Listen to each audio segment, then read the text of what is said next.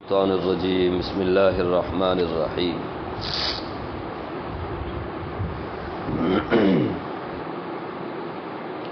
وَإِنْ كَانَ رَجُلٌ يُورَثُ كَلَالَةً أَوْ امْرَأَةٌ وَلَهُ أَخٌ أَوْ أُخْتٌ فَلِكُلِّ وَاحِدٍ مِّنْهُمَا السُّدُسُ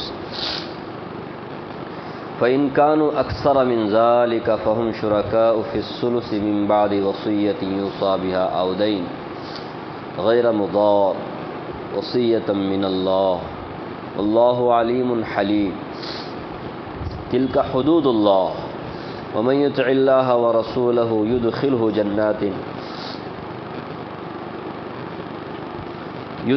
جنات تجری من تحتها الانہار خالدین فیہا وذلک الفوز العظیم ومن یعص اللہ ورسولہ ویتعد حدودہ یدخلہ نارا خالدا فیہا وَلَهُ عَذَابٌ مُّهِينٌ۔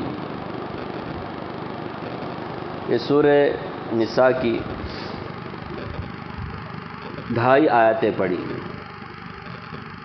پچھلی جو آیت میں نے کل پڑھی تھی 12 نمبر آیت، اس کا ایک ٹکڑا پڑھا ہے، اور اس کے بعد ایک 13 نمبر اور 14 نمبر آیت میں نے پڑھی۔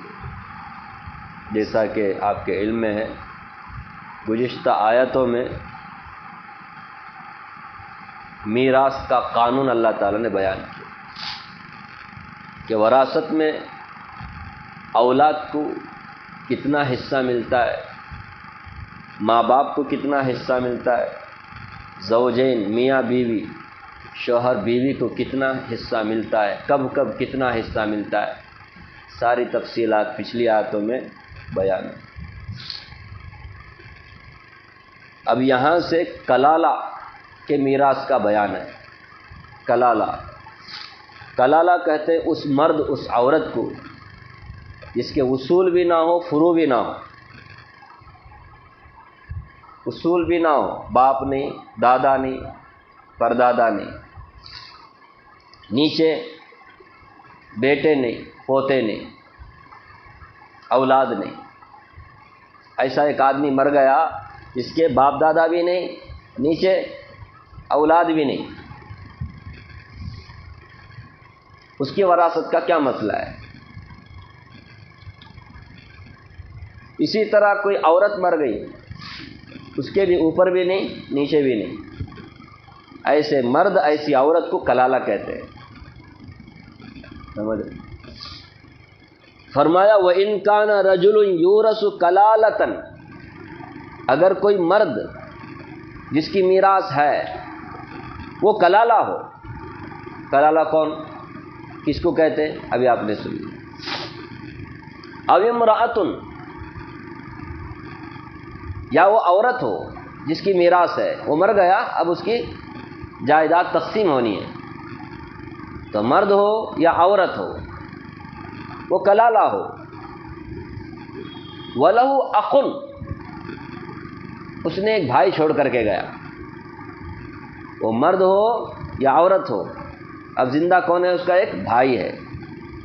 او اختن، یا اس کی بہن ہے۔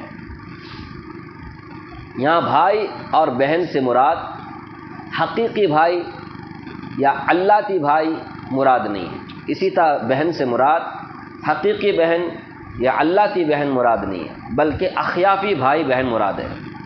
اب آپ پوچھیں کہ حقیقی بولے تو کیا؟ وہ تو سب جانتے ہیں، دونوں کے بھی ماں باپ ایک۔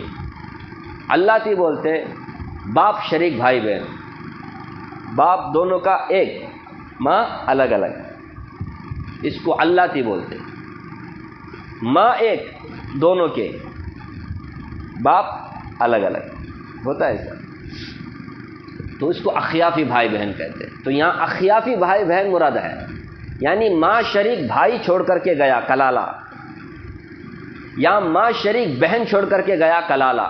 وہ کلالہ چاہے مرد ہو یا عورت ہو، اب اس کی زندہ بہن یا زندہ اس کا بھائی، ماں شریک بھائی ماں شریک بہن۔ اب آپ بولیں گے حقیقی اور علاتی بھائی کیوں نہیں؟ اسی صورت کے آخر میں، یعنی سورہ نساء کے آخر میں 6 پارے میں ایک دم آخر میں ہے یستفتونک قل اللہ یفتیکم فی الکلالہ، وہاں حقیقی بھائی اور اللتی بھائی، حقیقی بہن اور اللتی بہن کا قانون بیان کیا گیا ہے. سمجھ رہے؟ حقیقی بھائی بہن اور اللتی بھائی بہن کا قانون کہاں ہے؟ سورہ نساء کے ایک دم آخری آیت میں ہے. وہاں اس کی تفصیلات موجود ہیں، وہاں آپ انشاءاللہ سنیں گے، پڑھیں گے اللہ نے چاہا تو. لگے ہاتھ یہ سن لیں کہ حقیقی بھائی یا اللتی بھائی یا حقیقی بھائی بہن اللتی بھائی بہن، ان کو جو حصہ ملتا ہے اس کا رول الگ ہے، اور ان کے لیے للذکر مثل حظ الانثیین کے رول پہ چلا جائے گا. یعنی مردوں کو، یعنی میل کو ڈبل، فیمیل کو سنگل. لیکن اخیافی بھائی بہن کا قانون الگ ہے، وہ یہاں پر ہے. سمجھ رہے؟ تمام علماء کا اتفاق ہے، ایسا نہیں کہ اس میں شافعی حنفی ایسا ہو کہ کوئی اختلاف، کچھ نہیں، سب کا اتفاق ہے اس بات پر کہ یہاں بھائی اور بہن سے مراد کون ہے؟ اخیافی بھائی، اخیافی بہن مراد ہے. بس یعنی ماں شریک بھائی، ماں شریک بہن. تو ایک آدمی کلالہ ہے یا ایک عورت کلالہ ہے، اس نے ایک بھائی، ماں شریک بھائی یا ماں شریک بہن چھوڑ کر کے گیا، ایک ہی بھائی نہیں تو بہن. فرمایا فَلِكُلِّ وَاحِدٍ مِّنْهُمَا السُّدُسُ، تو ان میں سے ہر ایک کے لیے چھٹا حصہ ملے گا. سمجھ رہے؟ کلالہ مر گیا، اس نے ایک بھائی چھوڑ کر کے گیا، چھٹا ملے گا. کلالہ مر گیا، اس نے ایک بہن چھوڑ کر کے گیا، چھٹا ملے گا. کلالہ عورت مر گئی، اس کا ایک بھائی ہے، اس کو چھٹا ملے گا. کلالہ عورت مر گئی، اس کی ایک بہن ہے، اس کو کیا ملے گا؟ چھٹا ملے گا. پورے جائیداد میں 1/6 ملے گا. فَإِن كَانُوا أَكْثَرَ مِنْ ذَلِكَ، اگر ایک سے زیادہ ہو، اخیافی بھائی بہن، ماں شریک بھائی بہن ایک سے زیادہ ہو، ایک بھائی ایک بہن ہو، یا دو بھائی دو بہن ہو، ایک بھائی دو بہن ہو، ایک بہن دو بھائی ہو، بہرحال ایک سے زیادہ ہونا، اس میں میل فیمیل کا کوئی فرق نہیں، ایک سے زیادہ ہوں ماں شریک بھائی بہن. فرمایا فَهُمْ شُرَكَاءُ فِي الثُّلُثِ، وہ سب کے سب ایک ثلث میں، ثلث ایک تہائی، 1/3 میں سب شریک ہوں گے. برابر سرابر تقسیم ہوگا، برابر سرابر تقسیم ہوگا. پچھلے آپ نے سنا تھا نا کہ میل کو ڈبل، فیمیل کو سنگل، مرد کو ڈبل. اس طرح نہیں ہوگا، عورت اور مرد دونوں میں برابر تقسیم ہوگا. یہ ماں شریک بھائی بہنوں میں. حقیقی بھائی بہن یا اللتی بھائی بہن ہے، باپ شریک بھائی بہن، اس میں للذکر مثل حظ الانثیین سورہ نساء کے آخر میں ہے، اس میں ہے کہ مرد کے لیے ڈبل، عورت کے لیے سنگل، بھائی کے لیے ڈبل، بہن کے لیے سنگل. یہاں ایسا نہیں، بھائی ہونے دو، بہن ہونے دو، ماں شریک بھائی ہونے دو، بہن ہونے دو، سب کو ثلث میں، ایک تہائی میں برابر تقسیم کر دیا جائے گا. سمجھو کہ 3 بھائی بہن ہیں، 3 کروڑ چھوڑ کے گئی ہے تو برابر 1 کروڑ تقسیم ہوگا. ایسا 6 بھائی بہن چھوڑ کر کے ماں شریک تو سب کو 50-50 لاکھ تقسیم ہوگا فار ایگزامپل. ایسا یہاں ڈبل سنگل کا رول چلے گا نہیں. ٹھیک ہے؟ فَهُمْ شُرَكَاءُ فِي الثُّلُثِ. کچھ سمجھ میں آ رہی ہے؟ مِن بَعْدِ وَصِيَّةٍ، فرمایا ہاں وصیت اگر کر کے مری ہے تو اس وصیت کو پورا کرنے کے بعد یہ حصہ تقسیم ہوگا. او دین، یا قرضہ چھوڑ کر کے، اپنے ذمے قرضہ چھوڑ کر کے گئی ہے یا گیا ہے تو اس قرضے کے ادائیگی کے بعد میں، وصیت کے ادائیگی کے بعد میں یہ حصہ، یہ جائیداد، یہ ترکہ، یہ تقسیم ہوگا. آستی سمجھ رہے؟ کل بھی آپ نے سنا وصیت کو اللہ نے پہلے کیوں ذکر کیا، قرض کو بعد میں کیوں ذکر کیا. جگہ جگہ 3-4 مرتبہ آیا نا، 3-4 مرتبہ وصیت کو پہلے، قرض کو بعد میں. جبکہ تقسیم کیسے ہوتا ہے؟ پہلے قرضہ ادا کیا جاتا ہے، بعد میں وصیت پوری کی جاتی ہے. اللہ تعالیٰ نے وصیت کو پہلے رکھا، قرض کو بعد میں رکھا. کیوں؟ کیونکہ وصیت خاص اللہ کا حق ہے، کہیں اس میں اس کا مطالبہ کرنے والے کوئی ہوتے نہیں. جس کے بھی حق میں وصیت کی جاتی ہے اس کے طلب کرنے والے کوئی نہیں ہوتے، کہیں گلوم نہ کر دیں وارثین. اس لیے وصیت کو پہلے ذکر کیا. وصیت پورا کرنا چاہیے، مرنے والے نے جو وصیت کی ہے وہ وصیت پوری کرنی چاہیے. اور اس کا بھی آپ نے کل قانون سن لیا ہے کہ وصیت 1/3 سے زیادہ نہیں کرنے کا، اور وارثین کے حق میں بھی وصیت نہیں کرنے کا، اس کا کوئی اعتبار نہیں ہے، کیونکہ وارثین کو تو اللہ نے خود حصہ بیان کر دیا ہے، پھر اس کے لیے مرنے والا الگ سے حصہ بتانے کی، وصیت کرنے کی اسے ضرورت، ول بنانے کی ضرورت نہیں ہے۔ لیکن اتنی بات ہے، غیر مضار، وہ وصیت ایسی ہو جو کسی کو نقصان پہنچانے والی نہ ہو۔ غور سے سننے کا ادھر، غیر مضار، وہ وصیت کیسی ہو، کسی کو نقصان پہنچانے والی نہ ہو۔ کبھی وصیت ایسی کر جاتا ہے 1/3 سے زیادہ وصیت کر گیا، اب اس میں کس کا نقصان ہوتا ہے؟ وارثین کا۔ یہ اور بات ہے کہ وارثین کو اس کے اوپر عمل کرنا ضروری نہیں ہے، اور دوسرا کبھی وارثین کو نہیں ملنا بول کر، وارثین کو نقصان پہنچانے کے خاطر مرنے والا کیا کرتا ہے، ایسی وصیت کر جاتا ہے کہ وارثین کو کچھ بھی نہیں ملتا۔ فرمایا غیر مضار، وصیت ایسی نہ ہو جو وارثین کو نقصان پہنچانے والا۔ کبھی کبھی دشمنی میں اپنی اولاد سے اتنا خفا ناراض ہوتا ہے، اتنا غصہ اس کو ہوتا ہے، مرتے وقت ایسی وصیت کر کے جاتا ہے، ایسا ول بنا کر چلا جاتا ہے، بچے پھر محروم ہو جاتے ہیں۔ کس سے؟ ترکے سے۔ کیا عبدالصمد بھائی ایسے واقعات آپ کو بھی سننے میں آئے کیا؟ نہیں، اخبارات میں ایسے سننے میں آتے ہیں۔ کوئی ایسا کرتے ہیں کہ وصیت ایسے کر جاتے ہیں کہ وہ لڑکیوں کو نہیں ملنا، صرف لڑکوں کو ملنا، غیر مضار، نقصان پہنچانے والا نہ ہو، یا لڑکیوں کچھ ملنا، لڑکوں کو نہیں ملنا، غیر مضار، نقصان نہیں پہنچانا کسی کو بھی۔ وارثین میں لڑکے ہوں یا لڑکیاں ہوں، لڑکیوں کو شادی کر کے دے دیا، اب ہم اس کو حصہ باٹا واٹا نہیں، مرنے والا خود بھی ایسے ہی، اور جو زندہ ہیں وہ بھی ایسے ہی، چاہے شادی ہو کر کے گئی ہو یا کچھ بھی ہو، اس کو کیا کرنے کا؟ میراث میں حصہ دینے کا، جو اللہ نے بتایا قانون اس کے حساب سے۔ تو وصیت ایسی نہ ہو جس وصیت سے وارثین کو کوئی نقصان پہنچتا ہو، غیر مضار، اسپیشلی اللہ نے اس کو ذکر کیا ہے، غیر مضار۔ اور آگے فرمایا وصیۃ من اللہ، یہ اللہ کی طرف سے وصیت ہے، یعنی تاکیدی حکم ہے، یہ کسی فالتو لوگوں کی بات نہیں ہے۔ یہ کس کی بات ہے؟ یہ وصیت کس کی ہے؟ یہ قانون کس نے بنایا؟ یہ حصے کس نے مقرر کیے؟ اللہ نے۔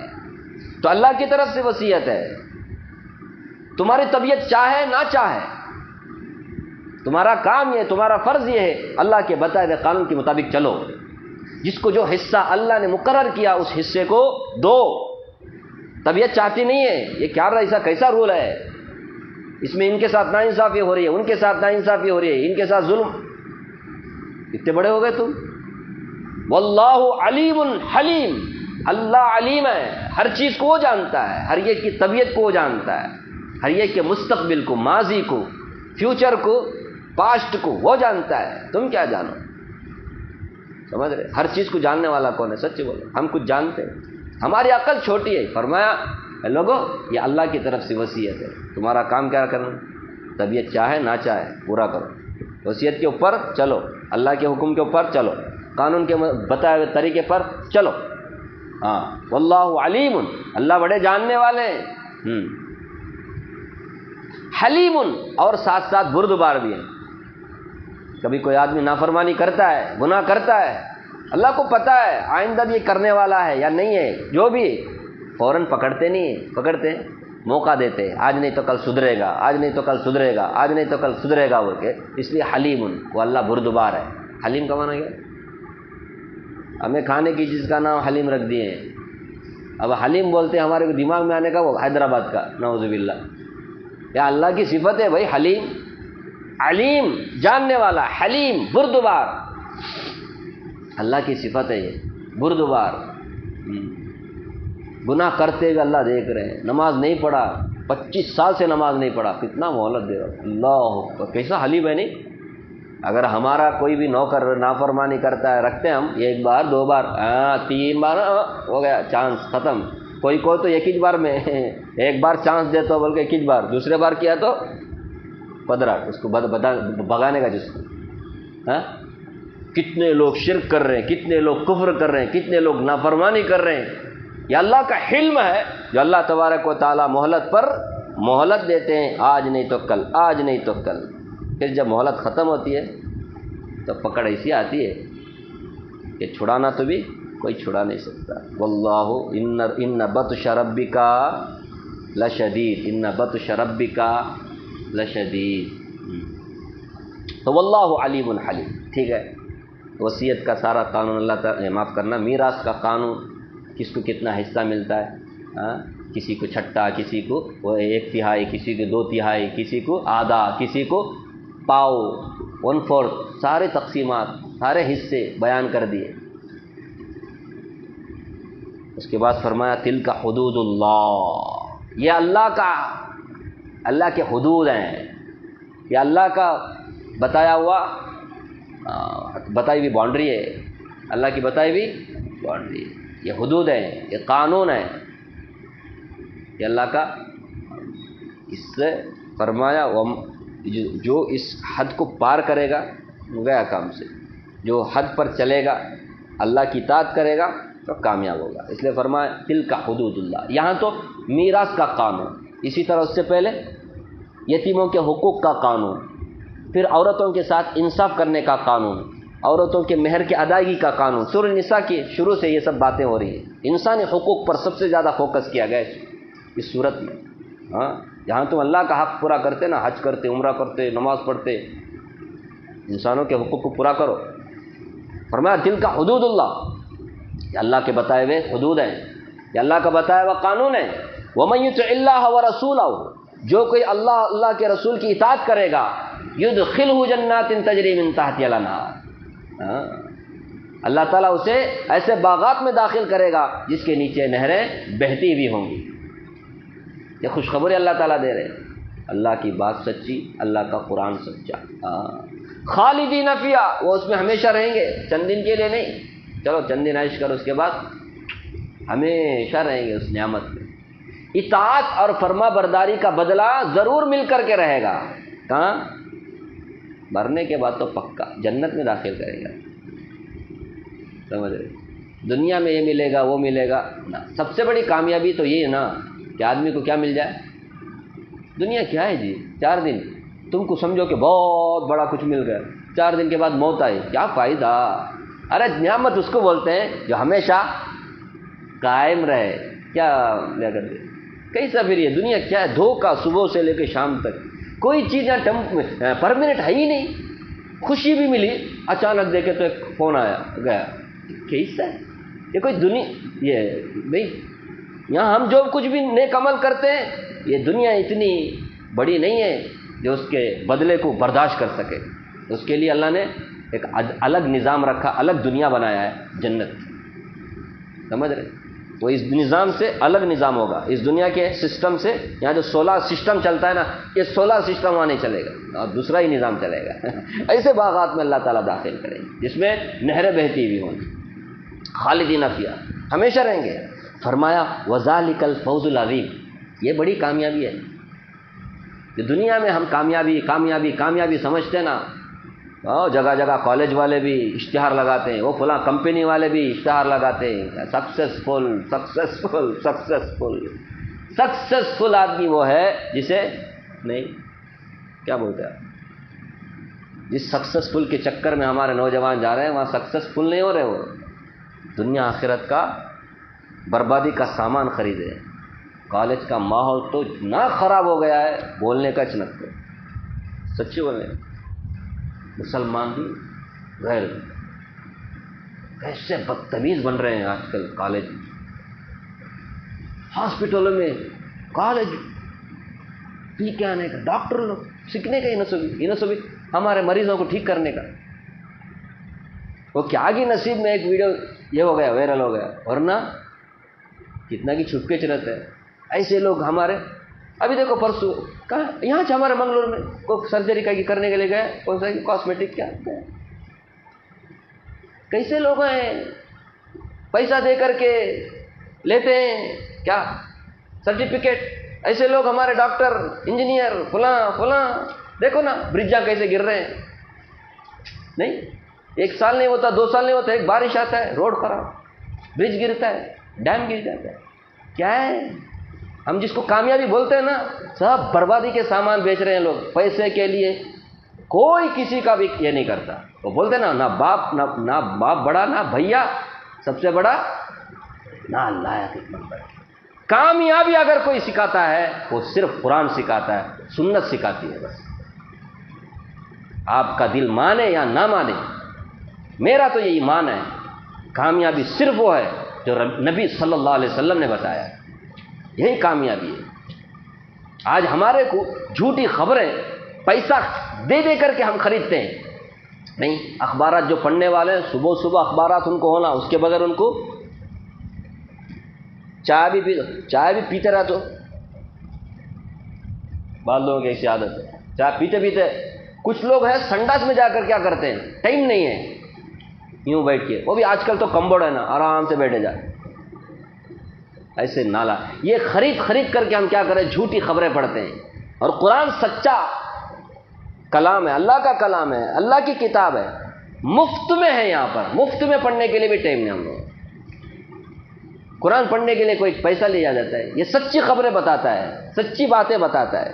لیکن ہم لوگوں کو کیا ہوتا ہے معلوم ہے، پٹنگ مارنے کے لیے ہمارے پاس نہیں ہے. قرآن کریم پڑھنے کے لیے، سمجھنے کے لیے، عمل کرنے کے لیے اپنی بربادی ہے اور کچھ نہیں. اللہ تعالیٰ نے تو ہمارے کو رستہ بتایا، کتنا اچھا.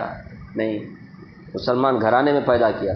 خیر میں وذالک الفوز العظیم، یہ ہے سب سے بڑی کامیابی. اگر کسی کو جنت مل جائے تو جنت ملنے کے لیے کیا کرنا، اپنی طبیعت کے مطابق نہیں چلنے کا، شریعت کے مطابق چلنے کا. طبیعت مانے نہ مانے، دل مانے نہ مانے. مانتا ہے صبح صبح یہ نماز پڑھنے، مانتا ہے طبیعت، پھر بھی کیا کرتا ہے، طبیعت کے خلاف آدمی کیا کرتا ہے، اپنے آرام راحت سب کچھ چھوڑ کر کے نماز پڑھتا ہے. یہی آدمی کو جنت تک پہنچانے والا ہمارا. ایسے ہر ایک حکم پر عمل کیا جائے، مانے نہ مانے. جیسے کوئی آدمی مرتا ہے نا، سب سے پہلے اس کے میراث کی تقسیم کی فکر کرو، ورنہ بہت سارے لوگوں کے حقوق برباد ہو جائیں گے. ہم لوگ اس کے اوپر دھیان نہیں دیتے. کیا کہتے ہیں، کتنے ایسے جائیداد ہیں جن کی ابھی تک کیا نہیں ہوئی، ڈیویڈنگ نہیں ہوئی، وہ اس کو تقسیم نہیں کیا گیا. انہیں مر گیا جس کو حصہ ملنا چاہے، اس کے بچے ہیں. کچھ تو ایسے بھی ان کے بچے بھی مر گئے، اب بچے کے بچے ہیں، پھر بھی جائیداد ویسی کے ویسے سڑ کر. کون بیٹھ کر کے کیا کر رہا ہے. کچھ تو ایسے ہیں جو حقداروں میں سے ہیں، جو دوسروں کے حق پر قبضہ کیے. ارے بھائیو، ایسے جو فرمایا وَمَن يَعْصِ اللَّهَ وَرَسُولَهُ، جو اللہ کے رسول کی نافرمانی کرے گا، وَيَتَعَدَّ حُدُودَهُ، اور اللہ کے بتائے ہوئے قانون کو تجاوز کرے گا، حدود کی پامالی کرے گا، قانون پر نہیں چل رہا ہے، اپنی مرضی. تم کون ہوتے پوچھنے والے. تقسیم کی جب بات کوئی کرتا ہے نا، بھائی جلدی کرو، ہمارے کو ضرورت ہے، ابھی کرے تو ہمارے کو فائدہ، بعد میں تمہارے کو کیا ہے، تم کا کوئی اس کا لینا دینا، تمہاری بیوی کا نا، جاؤ تم جاؤ. سمجھ رہے، بیوی بات نہیں کر سکتی، شوہر بات کرنے، جس کو ملتا ہے بیوی کو ملنے والا ہے، بیچارہ پریشان. ایسے کتنے ہیں مسائل، کتنے لوگوں کے مسئلے. نہیں، اللہ کی طرف سے ملنے والے گفٹ کو یہ لوگ روکے ہوئے ہیں. اللہ کی طرف سے ملنے والے حقوق کچھ.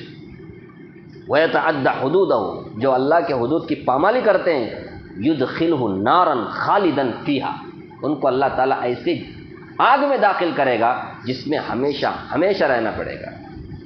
ایمان اگر ہے تو ایک نہ ایک دن وہاں سے مرتے وقت میں ایمان چلا گیا. اب ہمیں اس سے پہلے بھی بتایا، اللہ کا بتایا ہوا قانون کسی کو ناپسند ہے، وہ ایمان والا نہیں ہے، طبیعت نہیں چاہ رہی ہے اور اس کو برا سمجھتا ہے.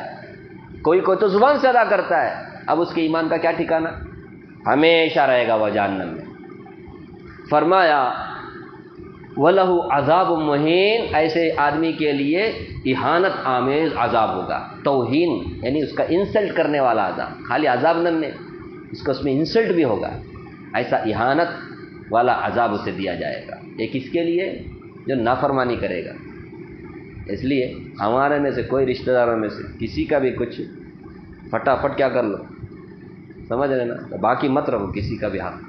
کسی کا حق مارنا بھی نہیں، کسی کا حق باقی رکھنا بھی نہیں. موت کبھی بھی آ سکتی ہے، تماشا نہیں ہے. یہ عبرت کی جا ہے، تماشا نہیں ہے. مرنے کے بعد میں یو ٹرن نہیں ہے، دوبارہ آنے کا موقع نہیں ہے، کتنا بھی توبہ کر لو وہاں پہ کیا بھی ہونے والا نہیں، ابھی ہے توبہ کر لو، لیکن کون بولنے گا، کسے بولنے گا؟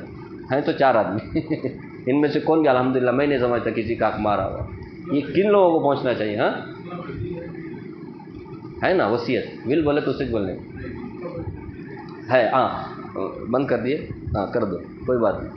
اصل میں وصیت کے بارے میں بھی ایک بات سنیں، کسی کے اوپر اگر کسی کا بھی ذمہ باقی ہے، کسی کا بھی قرض باقی ہے، دینے کا ہے، اس کو ول بنانا ضروری ہے، وصیت کرنا ضروری ہے۔ فار ایگزامپل میرے اوپر قرضہ ہے، قرضہ کس کو دینے کا ہے؟ فلاں آدمی کو دینے کا ہے، میرا آیا آخری وقت، اور آخری وقت کب آتا ہے؟ بولنے ہوتا نہیں۔ اب آپ بولیں گے بیمار ہونا ضروری نہیں ہے، آدمی کی موت، ارے موت آنے کے لیے بڈھا ہونا ضروری نہیں، بیمار ہونا ضروری نہیں ہے، ارے جوان ہو کر موت آتی ہے، صحت مندوں کو موت آتی ہے، بیمار آدمی ویسے پڑا ہوا ہے۔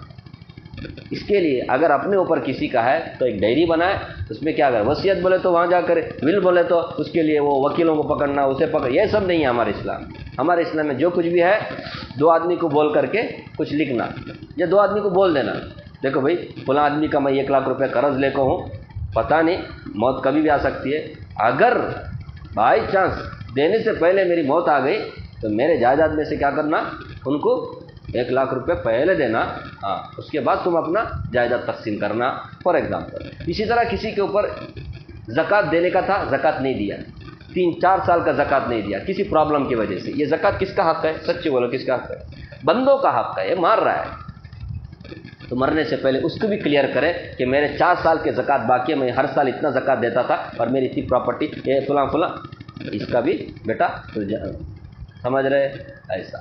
اور کسی کی نمازیں روزے بہت سارے کیا ہو گئے؟ قضا ہو گئے، اس کا فدیہ وغیرہ وغیرہ، تو فدیے کے بارے میں بھی کیا کرنا؟ وصیت کرنا، میری اتنی نمازیں ہیں پتہ نہیں ابھی میں ادا کر سکتا ہوں، ابھی کمزور ہو گیا ہوں فلاں فلاں، تو ایک نماز کا اتنا اتنا، ایک روزے کا اتنا اتنا فدیہ، یہ سارا اتنا بنتا ہے میرا، تو اس کو میرا، یہ ہے وصیت فرض، یہ ہے ول ہمارے اسلام میں، ہاں وصیت کرنا چاہیے۔